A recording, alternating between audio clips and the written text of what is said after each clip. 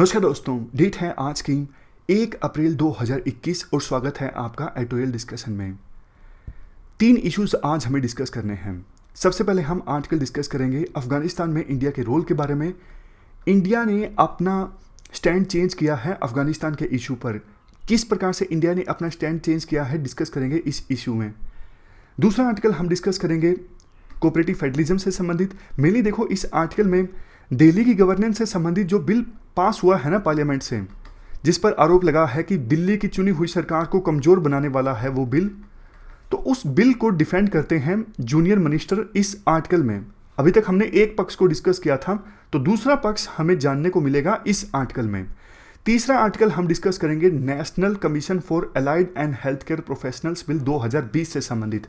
ये Indian express का article है और ये जो आर्टिकल है इसे हम कल डिस्कस करेंगे। इसमें कुछ पॉइंट्स इंपॉर्टेंट है, एक्सट्रैक्ट करके इसे हम कल डिस्कस करेंगे। आज 3 इश्यूज हम डिस्कस करेंगे। तो डिस्कशन स्टार्ट करें इससे पहले एक छोटी सी इंफॉर्मेशन। जैसे देखो, 2017 से पहले हमारे देश में अलग अलग राज्य सरकारों के पास सेल्स टैक्स और वैट यानी वैल्यू एडिड टैक्स को इंक्रीज और डिक्रीज करने की पावर हुआ करती थी। इस वजह से अलग अलग राज्यों में सेल्स टैक्स की जो रेट है वो भी अलग अलग हुआ करती थी। काफ़ी इरेगुलरिटीज़ होती थी, यही सोच के कि एक देश में एक टैक्स होना चाहिए ताकि मार्केट को यूनिफॉर्म किया जा सके। जीएसटी आया था, है ना, 2017 में जीएसटी आया था। तो अभी देखो, आपको पता है बहुत सारी दिक्कतें आती हैं तैयारी करने में। कभी यूपीएससी की तैयारी, कभी कुछ लोग बाद में पीसीएस की तैयारी करने लगते हैं। तो अभी बातचीत चल रही है राज्य सरकारों की सेंट्रल गवर्नमेंट के साथ। शायद मानसून सेशन में संविधान को अमेंड करने के लिए एक बिल प्रेजेंट किया जाए कि सभी ये सारी जो स्टेट पीसीएस की बॉडीज है ना, ये मर्ज करके एक ही बॉडी इस्टेब्लिश की जाए और रैंकिंग के आधार पर ये आईएएस आईपीएस जो सिविल सर्विसेज हैं ये पोस्ट और वेरियस स्टेट सर्विसेज की पोस्ट को भी फिल किया जा सके। सोच के देखो कितना फायदा होगा इससे आपको, है ना। अलग अलग पीसीएस की तैयारी नहीं करनी पड़ेगी और जैसे जीएसटी काउंसिल इस्टेब्लिश की है वैसी ही एक काउंसिल इस्टेब्लिश की जाएगी ताकि आपको एक ही टेस्ट देना पड़े सिविल सर्विसेज के लिए भी और वेरियस स्टेट की सर्विसेज की पोस्ट के लिए भी। अगर देखो आपको ऐसा लगता है कि अभी अभी जो मैंने बोला वो सच है, तो आपका अप्रैल फुल बन चुका है। आज 1 अप्रैल है, मजाक कर रहा हूँ। सोच के देखो ना यार, स्टेट गवर्नमेंट्स क्यों अपनी पावर्स छोड़ेंगी। स्टेट गवर्नमेंट्स के पास पावर है सर्विसेज के लिए ऑफिसर्स को रिक्रूट करने की, उसमें वो करप्शन करते हैं, जो मर्जी चाहे वो करते हैं, वो अपनी पावर नहीं छोड़ेंगे कभी भी। तो ऐसा कोई बिल कभी नहीं आने वाला है। जीएसटी काउंसिल बनी है, उसको लेके भी वेरियस स्टेट गवर्नमेंट्स की शिकायत है, वो रोती रहती हैं कि हमारी जो पावर्स हैं वो ले ली गई हैं। पहले हमारे पास फिजिकल पावर्स थी, तो ऐसा बिल कभी नहीं आने वाला है। लेकिन देखो, अप्रैल फुल तो चलो मजाक है। एक बात आपको बोलूं, एडिटोरियल का आप जरूर फायदा उठाइए। क्वेश्चंस जो हैं प्री में भी अब ऐसे ही आएंगे कि आपकी एक ब्रॉडर लेवल पे समझ विकसित होनी चाहिए, पॉलिसी मेकर की तरह या फिर एडमिनिस्ट्रेटर की तरह। मतलब किसी पॉलिसी को देख के ही हम अंदाजा लगा लें क्या ऐसी पॉलिसी सरकार लेकर आएगी, या फिर ऐसी पॉलिसी अगर सरकार लेके आएगी तो बल्कि फायदे के बजाय नुकसान हो जाएगा। ये समझ जब विकसित हो गई ना, तो इस समझ से, इस अंडरस्टैंडिंग से प्री के बहुत सारे क्वेश्चन सोल्व हो जाएंगे। क्योंकि देखो, पिछले 3-4 साल का प्री का ट्रेंड उठा के देखिए, क्वेश्चंस कैसे आते हैं। 40-50 क्वेश्चंस तो सिलेबस से आ जाते हैं, कुछ आसान भी होते हैं, कुछ मुश्किल होते हैं, वो तो आप करके जाओगे ही। लेकिन 20-30-40 जो रैंडम क्वेश्चंस होते हैं ना, जो सिलेबस से होते नहीं, ऐसे ही यूपीएससी उठा के दे देती है इधर उधर से, वो क्वेश्चंस तब सोल्व होंगे जब आपके पास ऐसी ही एडमिनिस्ट्रेटर की अंडरस्टैंडिंग होगी। क्या ये पॉसिबल है? क्या मैं अगर पॉलिसी मेकर रहूंगा, क्या मैं कैबिनेट सेक्रेटरी, चीफ सेक्रेटरी रहूंगा तो मैं इस प्रकार की पॉलिसी बनाऊंगा या फिर नहीं बनाऊंगा? तो उस लिहाज से सोचना स्टार्ट करोगे तो बहुत फायदा होगा। खैर, टाइम हो गया, डिस्कशन स्टार्ट करते हैं अब। तो फर्स्ट इंपॉर्टेंट आर्टिकल अफगानिस्तान में इंडिया के रोल से संबंधित है। आप जीएस पेपर 2 के इस टॉपिक से आर्टिकल को रिलेट कर सकते हो। ये सारे एस्पेक्ट्स हम कवर करेंगे इस आर्टिकल की डिस्कशन में। कंटेक्स्ट देखो, ये है 9th heart of Asia conference organise हुई तजाकिस्तान में, और यहाँ पर external affairs minister S Jaishankar ने अपनी एक स्टेटमेंट देते हुए कहा, अफगानिस्तान की सरकार और तालिबान दोनों के बीच जो बातचीत चल रही है, डायलॉग चल रहा है अफगानिस्तान में पीस इस्टेब्लिश करने के लिए, अगर उस डायलॉग प्रोसेस को एक्सेलरेट करने के लिए, तेज करने के लिए कोई कदम उठाया जाता है तो इंडिया उस कदम को सपोर्ट करता है। ये देखो पहली बार था कि इंडिया में किसी मिनिस्टर ने या फिर डिप्लोमेट ने, अभी एस जयशंकर तो मिनिस्टर हैं, तालिबान वर्ड का इस्तेमाल किया हो सीधा सीधा। पहली बार था ये। अभी तक इंडिया का स्टैंड तालिबान के इशू पर पॉजिटिव नहीं रहा है।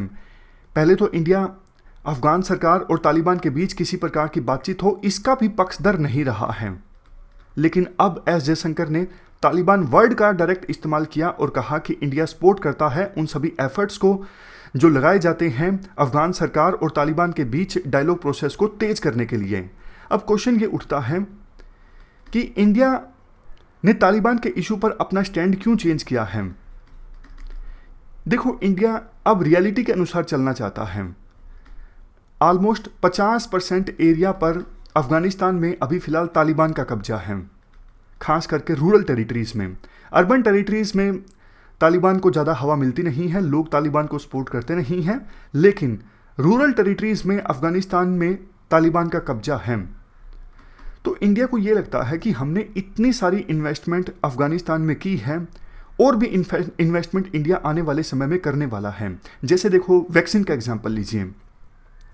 फरवरी में इंडिया पहला ऐसा देश बना जिसने सबसे पहली बार अफगानिस्तान में कोविड-19 की वैक्सीन को भेजा।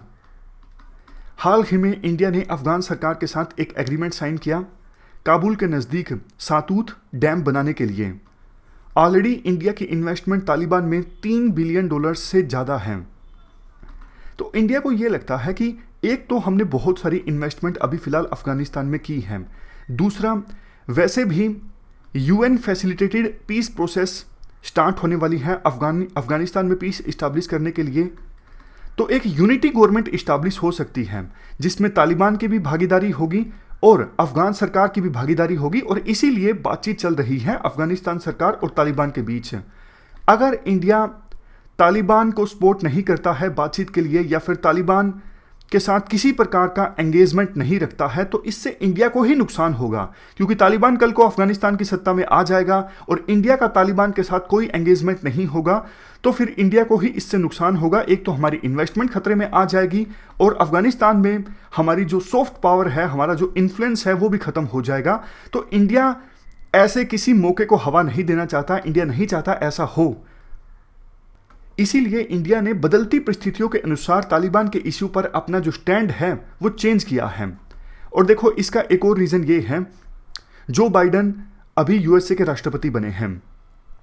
जो बाइडन ने जो प्लान प्रेजेंट किया है अफगानिस्तान में पीस इस्टेब्लिश करने के लिए वो यही है। दो की प्रपोजल्स हैं जो बाइडन के, एक तो यूनिटरी ट्रांजिशन गवर्नमेंट इस्टेब्लिश की जाए, जैसा हमने बात की, एक ऐसा गवर्नमेंट इस्टेब्लिश की जाए जिसमें तालिबान की भी भागीदारी हो और अफगान सरकार की भी भागीदारी हो, ऐसी यूनिटी गवर्नमेंट हो। और उस गवर्नमेंट के कार्यकाल में दोनों बातचीत करें आपस में और एक नया संविधान बनाएं अफगानिस्तान के लिए और उस संविधान के हिसाब से अफगानिस्तान चले। एक तो ये प्रपोजल है। दूसरा प्रपोजल बाइडन का ये है, यूएन लेड एक मल्टीलेटरल कॉन्फ्रेंस होनी चाहिए जिसमें 6 देशों के एनवॉयज हों। कौन से वो 6 देश? India, China, Iran, Pakistan, Russia और यूएस। ये 6 देश यूएन लेड मल्टी कॉन्फ्रेंस में आपस में बातचीत करें और एक खाका तैयार करें, फ्रेमवर्क तैयार करें अफगानिस्तान में पीस इस्टेब्लिश करने के लिए। और अगर देखो इंडिया तालिबान के इशू पर अपना स्टैंड चेंज ना करता तो फिर इंडिया के लिए काफ़ी एम्बेरसमेंट होती। अगर इंडिया इस कॉन्फ्रेंस में पार्टिसिपेट करता तो ही समय रहते इंडिया ने अपना स्टैंड चेंज कर लिया। वैसे भी देखो, ज़्यादातर जो मेजर कंट्रीज़ हैं अब उन्हें कोई परहेज नहीं है तालिबान से डायरेक्टली डील करने में, तो इंडिया फिर क्यों एक आइडियलिज्म के रास्ते पर चले, ऐसा इंडिया ने सोचा। जैसे देखो, एग्जाम्पल के तौर पर यूएस ने ऑलरेडी तालिबान के साथ बातचीत करके एक डील साइन की है। 1 मई से पहले यूएस अपने फोर्सेस अफगानिस्तान से लेकर चला जाएगा। चाइना की बात करें, चाइना काफ़ी पहले तालिबान से बातचीत स्टार्ट कर चुका है। रशिया ने तो अफगानिस्तान की सरकार और तालिबान के बीच बातचीत को होस्ट भी किया था। बाकी जो यूरोपियन पावर्स हैं उन्होंने भी अफगानिस्तान सरकार और तालिबान के बीच बातचीत को स्पॉन्सर करने में अपना इंटरेस्ट जाहिर किया है। तो देखो, जब सभी मेजर कंट्रीज़ ने तालिबान को रिकॉग्नाइज कर लिया है, तालिबान के साथ एंगेज करने के लिए तैयार हैं विभिन्न मेजर कंट्रीज़, तो फिर इंडिया क्यों पीछे रहे। लेकिन देखो, कंक्लूजन में ये कहा जाता है, इंडिया के सामने चुनौती ये है, एक तरफ तो इंडिया ये इंश्योर करना चाहता है अफगानिस्तान में वायलेंस ख़त्म हो, लेकिन इसके साथ साथ ये भी चाहता है इंडिया कि ऐसा नहीं कि पूरी की पूरी जो अफगान सत्ता है वो तालिबान के हाथ में आ जाए और फिर तालिबान अपनी मर्जी से अफगानिस्तान को चलाए। ऐसा इंडिया कतई नहीं चाहता। इसीलिए इंडिया जब पीस प्रोसेस को ज्वाइन करेगा तो फिर इंडिया अफगानिस्तान की सरकार को ही मजबूत करेगा, क्योंकि अभी फिलहाल अफगानिस्तान की सरकार जो है वो कमज़ोर पोजीशन से तालिबान के साथ डील कर रही है। कमज़ोर पोजीशन से क्यों? क्योंकि देखो, यूएस ने तालिबान के साथ डील साइन कर दी, लेकिन यूएसए ने ये भी नहीं इंश्योर किया कि कम से कम तालिबान जब तक बातचीत हो रही है, सीज फायर एग्रीमेंट तो करे किसी न किसी प्रकार का, तब तक तो कम से कम वायलेंस फैलाना बंद करे। तालिबान को पता है यूएसए जाने वाला है, यूएसए के जाने के बाद अफगानिस्तान की सरकार कमज़ोर हो जाएगी और हम कब्जा कर सकते हैं, पोजीशन हमारे पक्ष में रहेगी, ऐसा तालिबान को लगता है। इसीलिए अफगानिस्तान की सरकार जो है वो कमज़ोर पोजीशन से नेगोशिएट कर रही है तालिबान के साथ, और इंडिया ने पीस प्रोसेस को ज्वाइन करेगा तो इंडिया अफगानिस्तान की सरकार का हाथ मजबूत करेगा। ये पूरा आर्टिकल हमने डिस्कस किया अफगानिस्तान में इंडिया के रोल से संबंधित। इसके बाद नेक्स्ट आर्टिकल दिल्ली की गवर्नेंस से संबंधित नया जो बिल पास हुआ है उससे संबंधित है। आप जीएस पेपर 2 के इस टॉपिक से आर्टिकल को रिलेट कर सकते हो। ये सारे एस्पेक्ट्स हम कवर करेंगे इस आर्टिकल के डिस्कशन में। कंटेक्स्ट देखो, आपको पता है हाल ही में दिल्ली की गवर्नेंस से संबंधित एक बिल पास हुआ जिसका काफ़ी सारा क्रिटिसिज्म भी हुआ।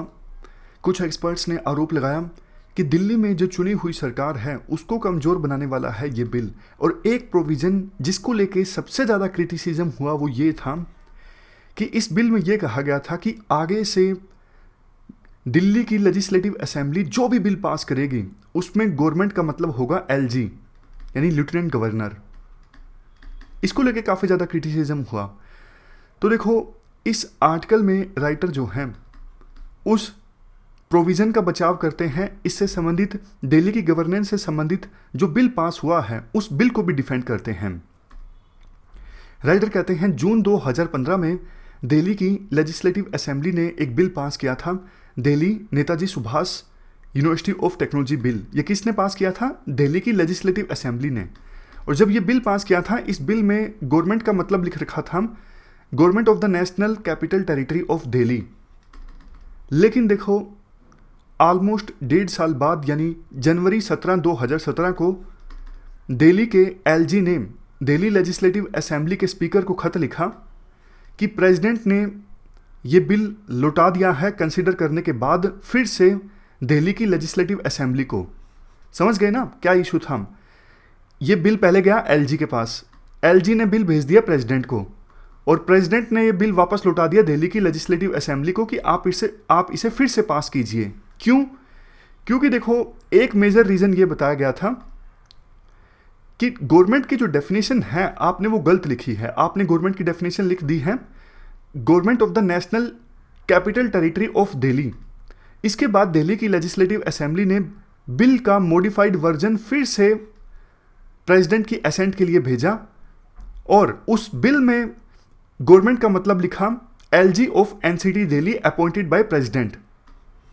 तो इशू ये था, बिल में जो गवर्नमेंट का मतलब लिखा था उसको लेके एलजी को दिक्कत थी। एलजी ने प्रेसिडेंट के पास वो बिल भेजा और बाद में प्रेसिडेंट ने वो बिल लौटा दिया दिल्ली की लेजिस्लेटिव असेंबली को, और दिल्ली की लेजिस्लेटिव असेंबली ने बिल को मॉडिफाई करके फिर से प्रेसिडेंट के असेंट के लिए भेजा, और मॉडिफाइड वर्जन में दिल्ली की गवर्नमेंट का मतलब था एलजी ऑफ एनसीटी दिल्ली, और ये बिल पास हो गया।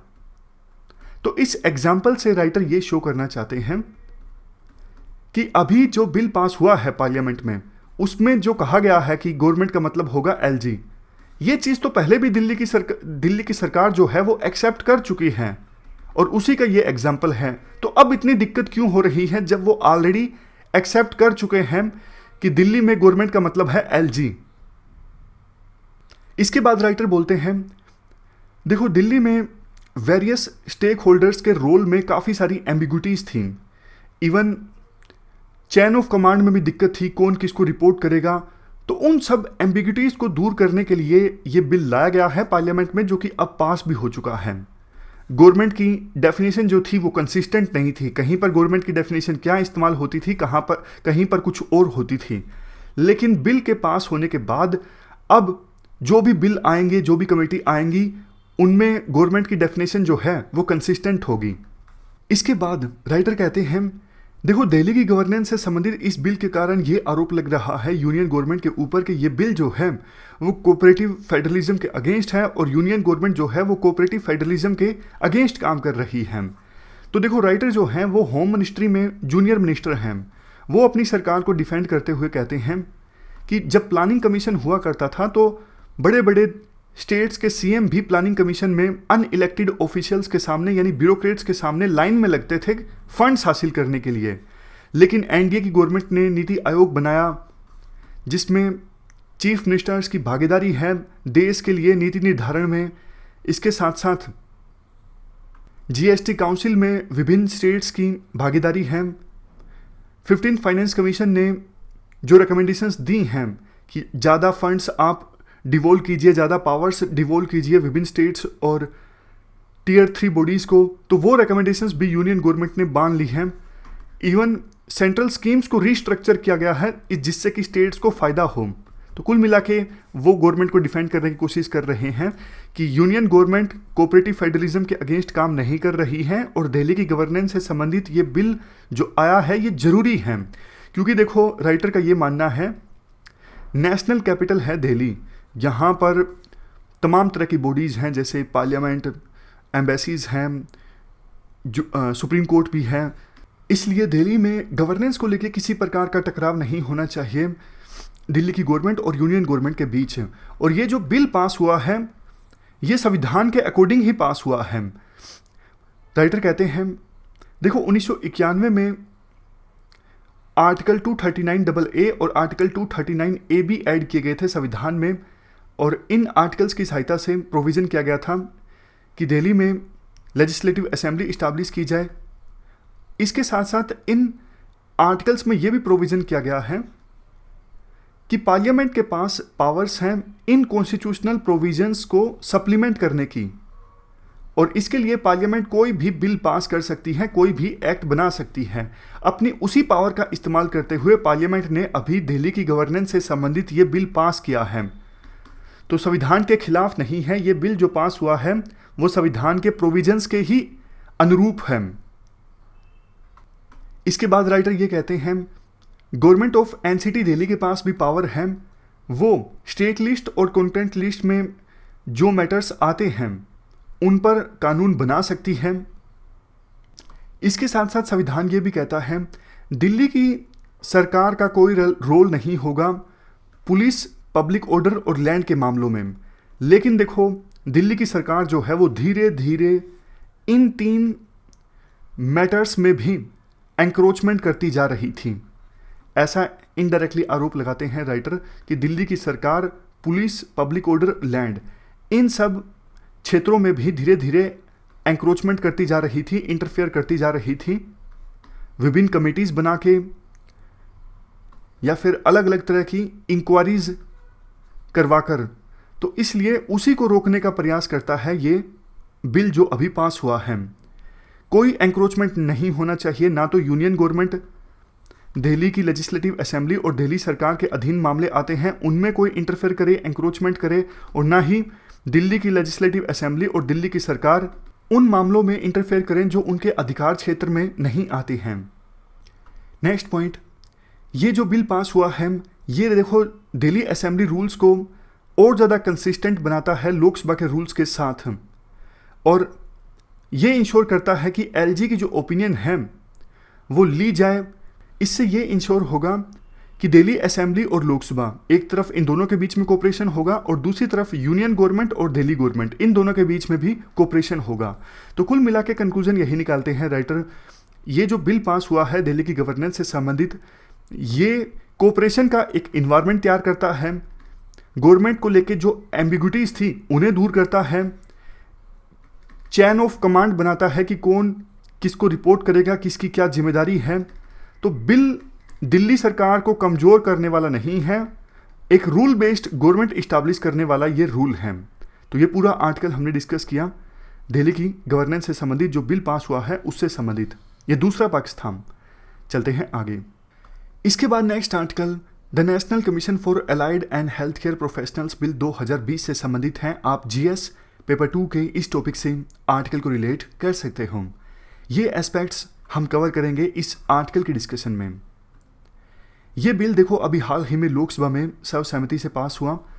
बिल जो है वो allied and health care professionals की एजुकेशन और प्रैक्टिस को रेगुलेट करता है, स्टैंडर्डाइज करता है। तो सबसे पहले तो हम ये जानते हैं एलाइड हेल्थ प्रोफेशनल्स और हेल्थ केयर प्रोफेशनल्स होते कौन हैं। इस बिल में डिफाइन किया गया है एलाइड हेल्थ प्रोफेशनल को।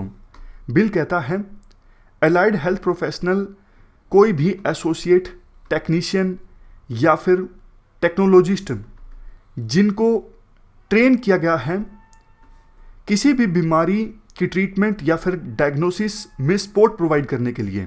एग्जाम्पल भी आप देख लीजिए एलाइड सर्विसेज का, बिल में ही डिफाइंड है। देखो the allied services broadly include professionals categories जैसे कि physiotherapy, occupational therapy. Occupational therapy देखो सभी एज के लोगों के लिए होती है, फिजिकल, सेंसरी या फिर किसी प्रकार की कोग्निटिव प्रॉब्लम को एड्रेस करने के लिए। इसके बाद है ऑप्थेल्मिक साइंस, न्यूट्रिशनल साइंस। वैसे देखो ophthalmic science vision related disorder से डील करती है, जैसे आंखों में जो पावर है उनसे संबंधित या फिर आंखों की कोई दूसरी समस्या से संबंधित प्रॉब्लम है, तो वो सब आती हैं ऑप्थेल्मिक साइंस में। तो ये एग्जाम्पल है medical laboratories and life science, medical radiology, imaging जैसे अल्ट्रासाउंड वगैरह करते हैं, एक्सरे एंड थेरेपेटिक टेक्नोलॉजी। तो ये हैं एग्जाम्पल्स हैं एलाइड हेल्थ सर्विसेज के। बिल में देखो एलाइड हेल्थ प्रोफेशनल के लिए ये भी कहा गया है कि एलाइड हेल्थ प्रोफेशनल वो होगा जिसने डिप्लोमा या फिर डिग्री हासिल की होगी, कम से कम 2000 घंटे उसने व्यतीत किए होंगे उस डिग्री या फिर डिप्लोमा में, जो कि बैठता है पीरियड बिटवीन 2 से 4 साल के बीच में। मतलब कि 2 से 4 साल के बीच की कोई डिग्री या फिर डिप्लोमा होना चाहिए, तब वो एलाइड हेल्थ केयर प्रोफेशनल कहलाएगा। और सिर्फ हेल्थ केयर प्रोफेशनल की बात करें, इसमें देखो कोई साइंटिस्ट, थेरेपिस्ट या फिर कोई दूसरा प्रोफेशनल हो सकता है जो कि स्टडी करता हो, एडवाइस करता हो, रिसर्च करता हो या फिर सुपरवाइज करता हो।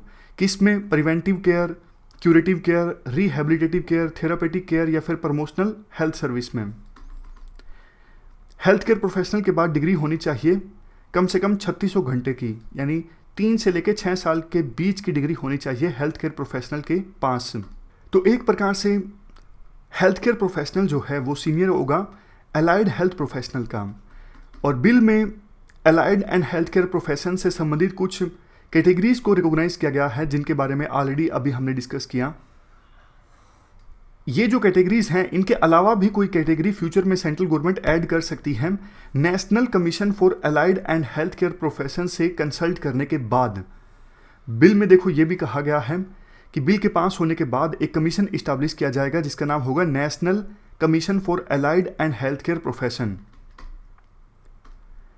बिल में एक चेयरपर्सन होगा, वाइस चेयरपर्सन होगा, 5 मेंबर्स होंगे जो कि सेंट्रल गवर्नमेंट की वेरियस डिपार्टमेंट्स और मिनिस्ट्रीज को रिप्रेजेंट करेंगे। इसके अलावा 1 representative from directorate general of health service, 3 deputy directors और मेडिकल सुपरिटेंडेंट्स जिनको अपॉइंट किया जाएगा वेरियस मेडिकल इंस्टीट्यूशंस से रोटेशनल बेसिस पर। कभी देखो किसी मेडिकल इंस्टीट्यूशन का डिप्टी डायरेक्टर आ गया, कभी किसी मेडिकल इंस्टीट्यूशन का, तो ये रोटेशनल बेसिस पर होगा।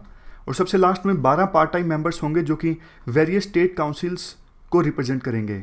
फंक्शन क्या होगा इस national commission for allied and health care profession का? फंक्शंस देखो ये होंगे, जितने भी रजिस्टर्ड प्रोफेशनल्स हैं, फिर से बोलता हूँ, जितने भी रजिस्टर्ड एलाइड हेल्थ प्रोफेशनल या फिर हेल्थ केयर प्रोफेशनल हैं, उनका एक ऑनलाइन सेंट्रल रजिस्टर क्रिएट करना और उसे मेंटेन करना।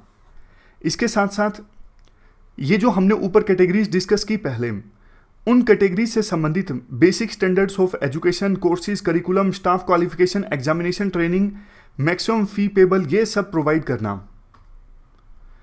इसके अलावा प्रोफेशनल काउंसिल्स भी इस्टेब्लिश की जाएगी ये कमीशन जो है वो प्रोफेशनल काउंसिल इस्टेब्लिश करेगा हर एक रिकॉग्नाइज्ड कैटेगरी के लिए।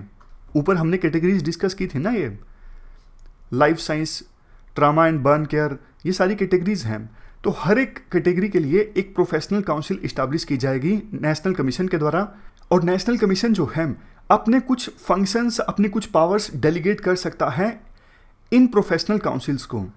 अब प्रोफेशनल काउंसिल का कंपोजिशन क्या होगा, इतना देखो डिटेल में आपको जानने की आवश्यकता नहीं है। वैसे बिल में प्रोविजन ये भी किया गया है, हर एक स्टेट में स्टेट काउंसिल्स भी इस्टेब्लिश की जाएगी इस बिल के पास होने के 6 महीने के अंदर अंदर।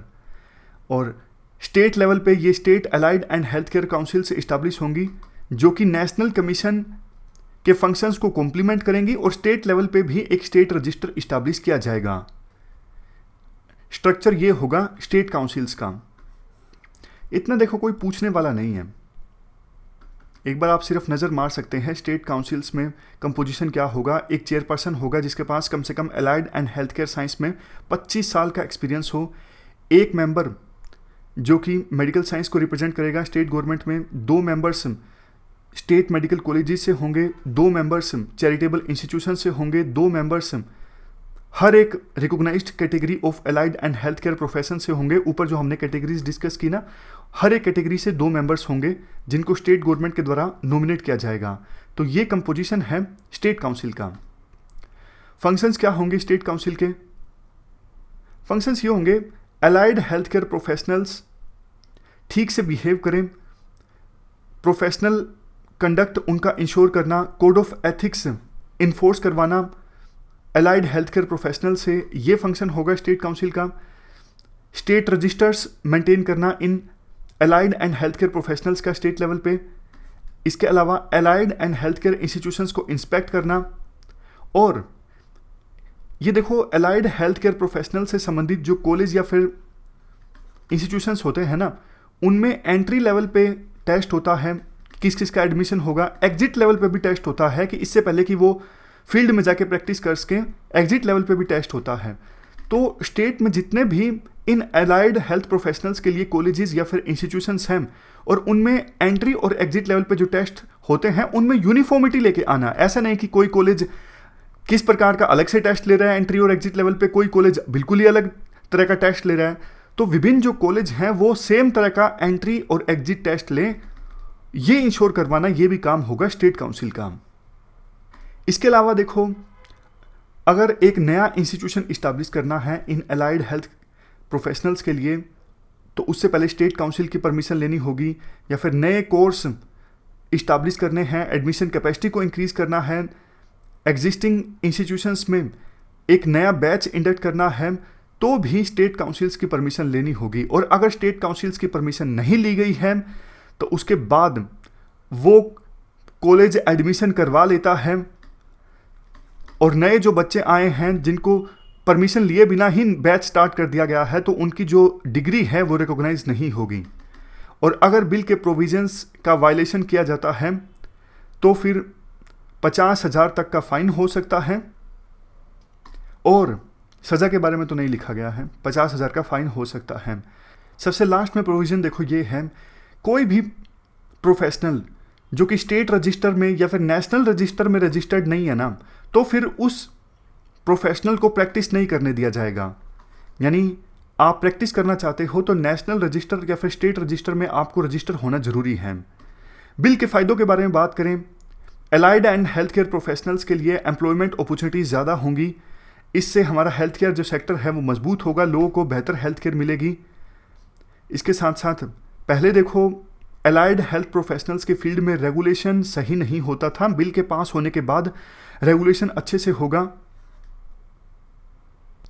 ये bill allied and health care professionals के लिए रेगुलेटरी फ्रेमवर्क तैयार करता है। तो कुल मिला के फ़ायदे ही हैं इस बिल के।